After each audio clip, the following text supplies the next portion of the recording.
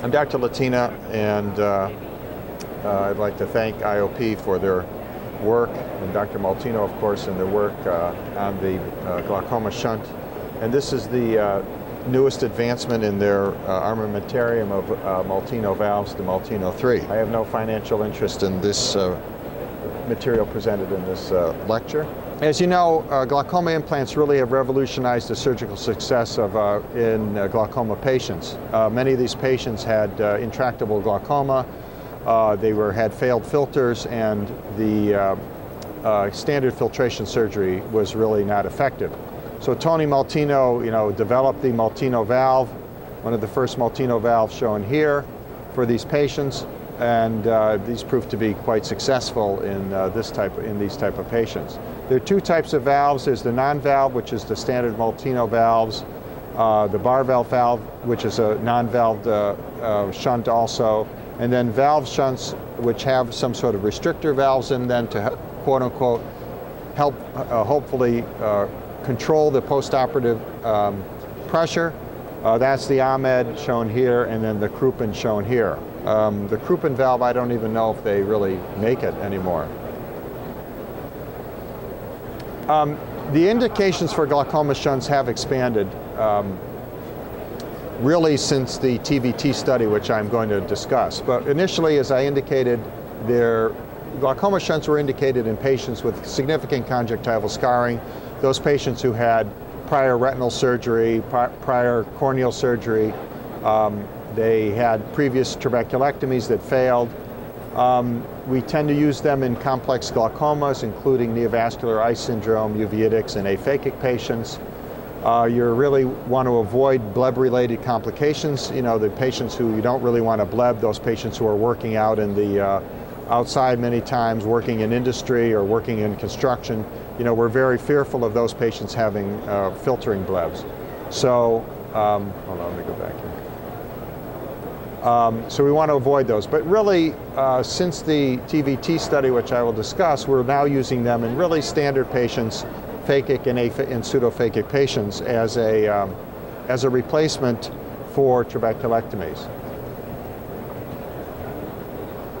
So just a little bit about trends. This is, of course, a little bit old, but we don't have a lot of new data. But just to show that Trabs have really gone down. Since 1994, they've been progressively decreasing. Tubes have been progressively increasing. And this, again, showing the increase in the number of tubes per year. So we're becoming more familiar with them, obviously. And then projected, actually, so if you actually looked at these trends, technically in 2010, which were beyond that, there should be about the same number of Trabs and tubes that were being performed. And actually, I think it's true that we are now performing probably more tubes than Trabs. And many of the glaucoma specialists are really not, a lot of them are not doing trabeculectomies anymore. They're performing tube surgery as their primary glaucoma surgical procedure. The TVT study I thought is quite interesting, and I think this has spurred our sort of change in using using the tubes or the shunts for glaucoma surgery as the primary surgical procedure. It compared trabeculectomy with mitomycin C with the Baerveldts 350. So we do have to take into account that this was the Baerveldts valve, 350 valve. It did show that the TVT in the TVT study that the tubes had a hypertensive phase, which we know about. And at the 1-year study, there was equivalent outcomes of intraocular pressure. So it showed that when doing a trabeculectomy versus a tube, you had similar pressure lowering. Also, the shunt group did require more adjunctive medications than the tube group. The main feature here that we got out of this study was that the probability of failure was much higher for the trabeculectomy than the tube, which I think was somewhat unexpected. So the tubes, the trabeculectomies were failing at a rate of 13.3%, whereas the tubes were failing at a rate of 5%. So that's quite significant. And then they looked at this over 5 years now, and this is the 5-year data. And again, the tube versus the trabeculectomy group shows, again, similar IOPs. There's a little bit higher pressure in the tube group at 5 years than the Trab group, but really basically these were not statistically different. But again, the probability of failure was still statistically much higher in the Trab group versus the tube group shown here. And when they break this out and stratify the data according to the IOP that you would expect to achieve, so basically greater than 17 or greater than 14, still the tube group is doing better at being successful than the trabeculectomy group. So I think all this data has pushed surgeons to look more closely at doing tubes as, quote unquote, their primary therapy. So the Molteno-3 has come out. This is the new Molteno-3. It's a non-valved shunt with a pressure ridge. And actually it's this pressure ridge which I really do like, and I think it has significant advantage. It comes in two sizes, a 185 and a 245, shown here.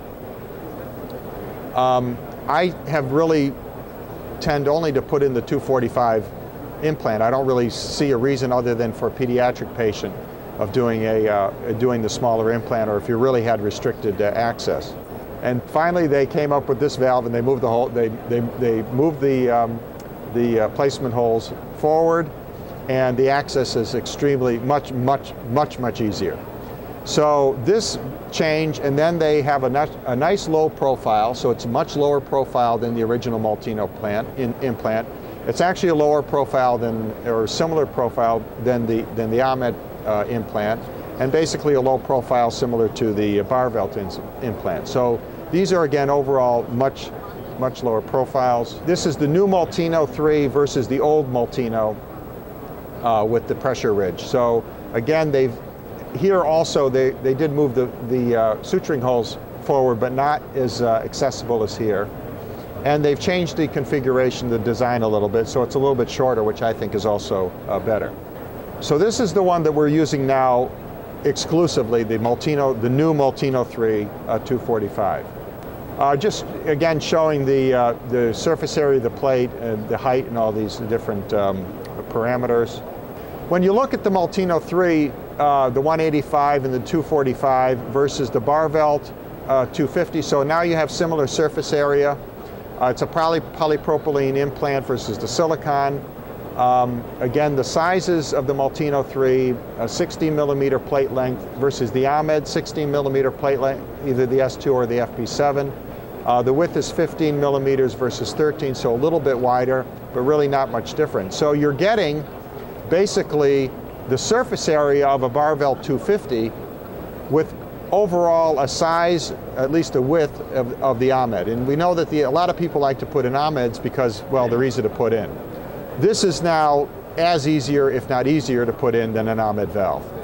And another reason, and it's giving you much more surface area than the Ahmed valve. So that is another reason that we find this to be the preferable valve over the Ahmed. Pre-op decisions, what type of valve? So we have we have choices: Ahmed, Baerveldt, Molteno-3. Ahmed valves, I think, there's a place for those. In patients with extremely high pressures, you need rapid IOP reduction. You really don't want to wait for your suture or your ligature to open. I still use the Ahmed valve. The Baerveldt, I think, is useful when, of course, you want to have a lower overall pressure over time. IOP in moderate control, which can be tolerated for weeks until the ligature opens or the tube opens. And then the Molteno-3, which I think we can use at any pressure level, and the reason is because of this pressure ridge. Where to place the valve, I think most of us, of course, do anterior chamber placement when we can. Deep chambers, open angle, patients can be phakic or pseudophakic. Ciliary sulcus or parts plated placement in patients with angle closure, shallow AC, PAS, patients with who had prior penetrating keratoplasty or even potentially DSECs now. We're doing a lot of DSECs. So we can put these tubes in the ciliary sulcus shown here. I mean, patients with neovascular glaucoma, of course, where there's really no angle. You don't want to go shoving the tube through the iris. And also, if you place these tubes too anteriorly, no matter what shunt, you can, of course, get erosion over the tube. So in these cases, I like to place the tube more posteriorly, if possible, put it into the ciliary sulcus. Likewise, patients with penetrating keratoplasty, if you can put these in the ciliary sulcus. especially if they have an ACIOL. I've shown it here. You can put the tube so it sort of sits over the ACIOL. That protects it from vitreous below. A couple of cases here. 70-year-old neovascular glaucoma, central retinal vein occlusion. They look like this. Hand motion vision, pressure's 47, PCIOL, iris rubeosus, angle neo, disc cup 0.7. Which valve would you use? So in this case, I think you have a couple of choices. One, you could put in an Ahmed valve. I mean, we want to get the pressure down pretty quickly.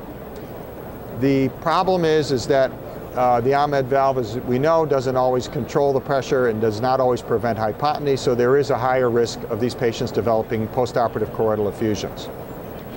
The other aspect is to put the Molteno-3 in and ligature it. You can put a venting slit as well into the tube. I'll show you I have a video of how I do it. And then this will at least control the pressure somewhat in the short term, and then as the valve opens, you'll get lower and lower pressures. So my choice would either be the Ahmed or the Molteno-3, with the caveat again that if you're going to use an Ahmed valve, plan on getting a choroidal effusion and having to deal with it. So that's the advantage of using at least a semi-closed system or a closed system using an Ahmed, using a Molteno-3.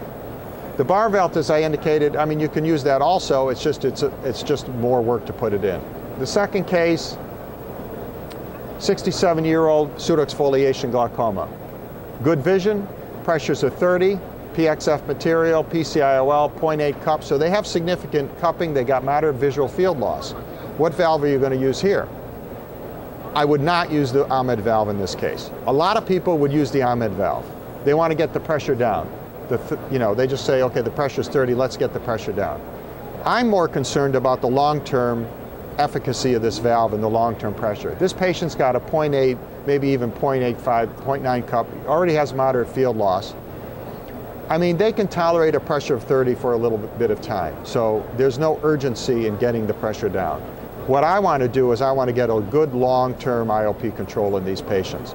PXF, as we know, is a tough disease, and these patients can get significant pressure rises.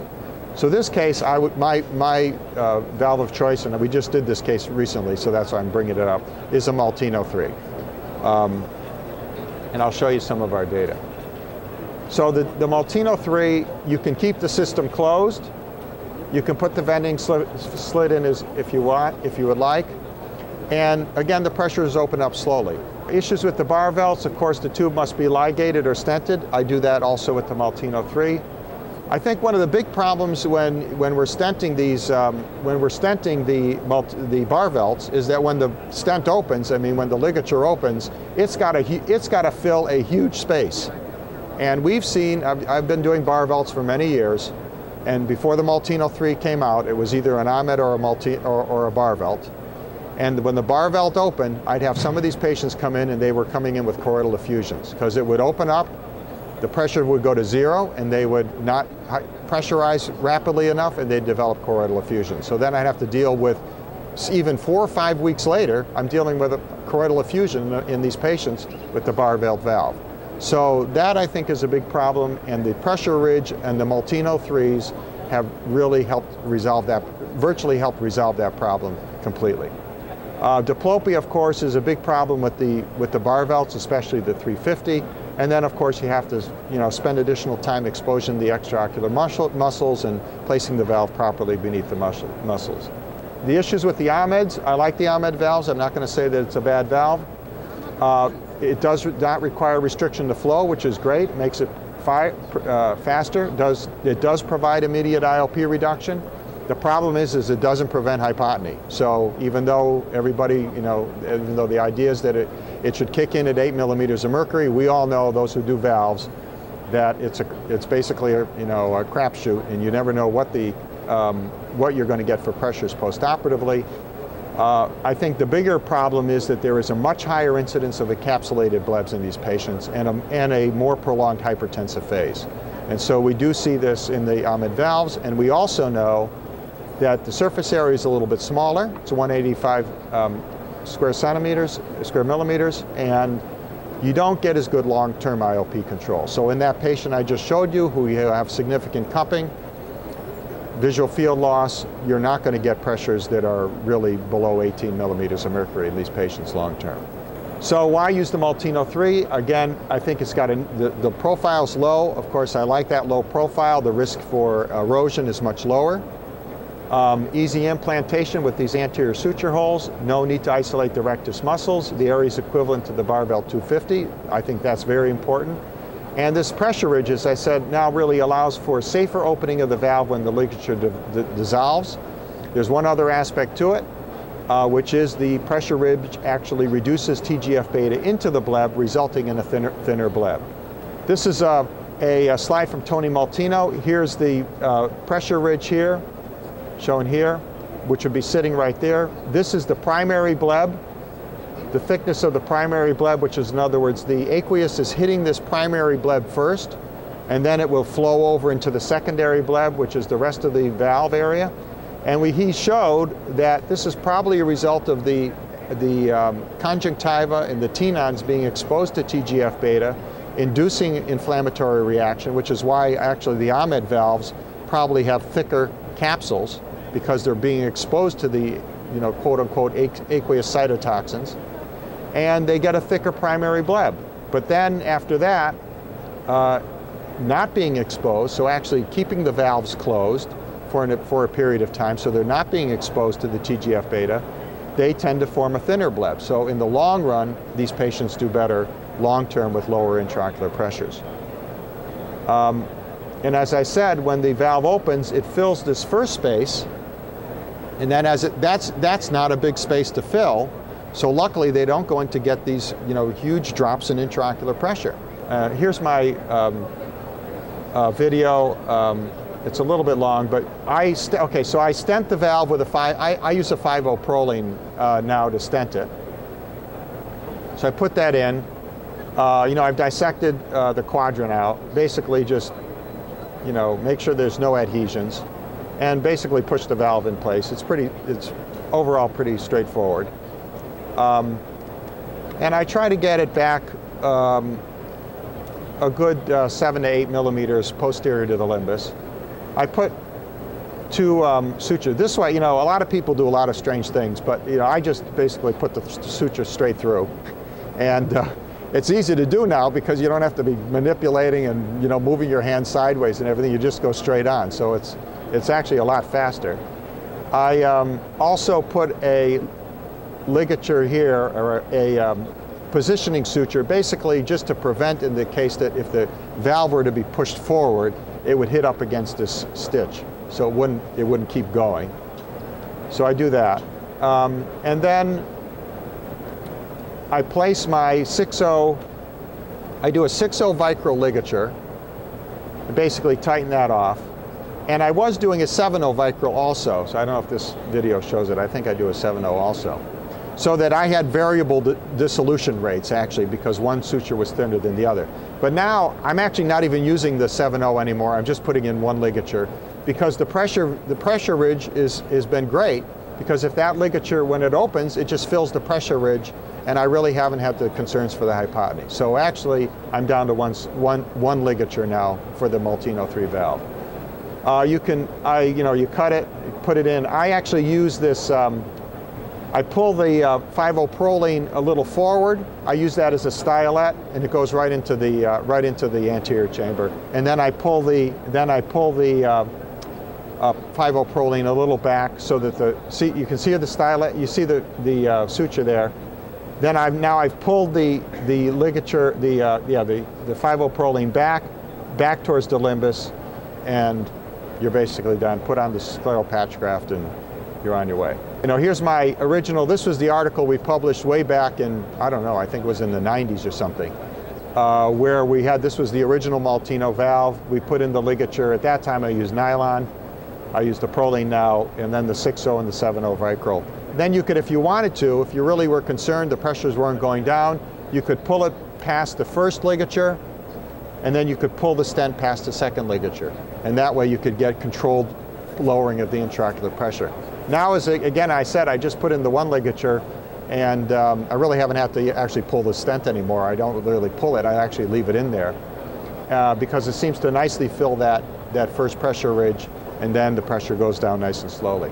Again, post-operatively, this is what it looks like. We've had these blebs look really just great overlying the overlying conjunctiva. It doesn't appear thickened.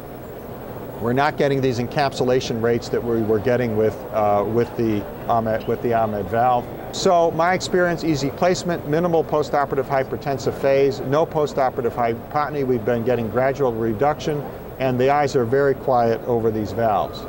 We did a little study. This is just in the last 6 months or so, just looking at 12 of the implants that we did. Preoperative IOP was an average of 22. Postoperative, this is about an average of 4.5 months follow-up. Some of these are 6 months or so. But I think the interesting point here is that you see here, so day one, they're about 23 millimeters of mercury. And you'd expect to see this hypertensive phase right here around month one or so, month one, month two. We're getting really no hypertensive phase in these patients. The pressures are really slowly dropping.